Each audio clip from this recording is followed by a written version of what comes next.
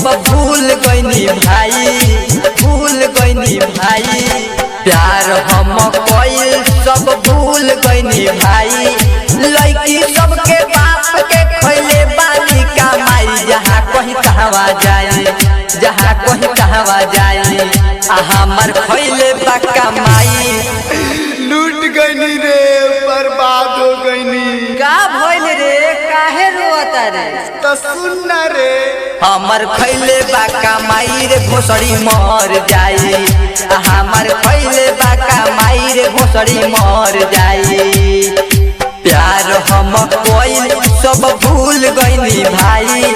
लड़की सबके बाप के खैले बानी कमाई, जहाँ कहीं कहवा जाए, जहाँ कहीं कहवा जाए, हमार खैले बा कमाई रे घोसड़ी मर जाई, हमार खैले बा कमाई रे घोसड़ी मर जाई।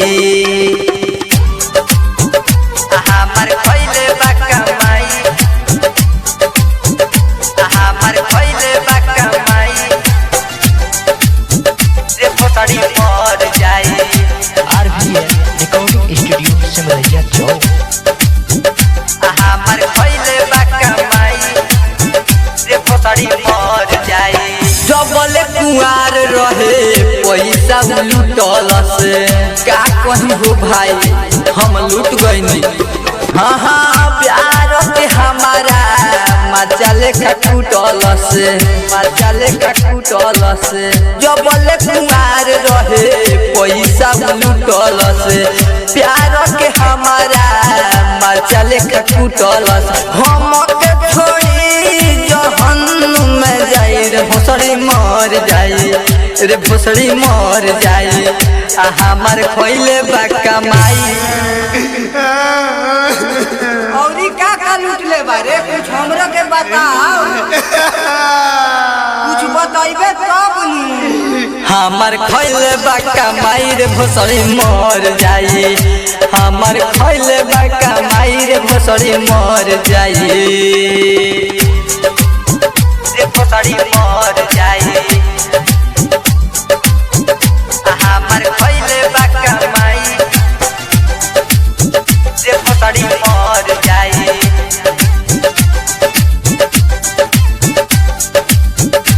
हमार खैले बा कमाई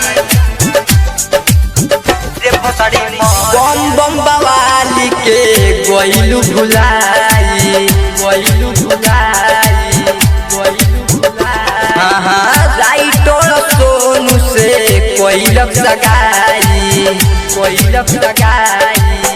बम बम बवाली के गइलू भुलाई, रहमान बिहारी से कोइलक सगाई।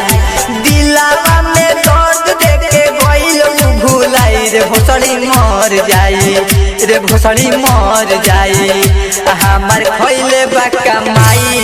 ये साले अपन बतिया नइखा कह, ठीक पहले बा औरी पीछा करबे लड़की के। ना रे यार, हम तो कोनो लड़की और नजर उठा के ना देखे।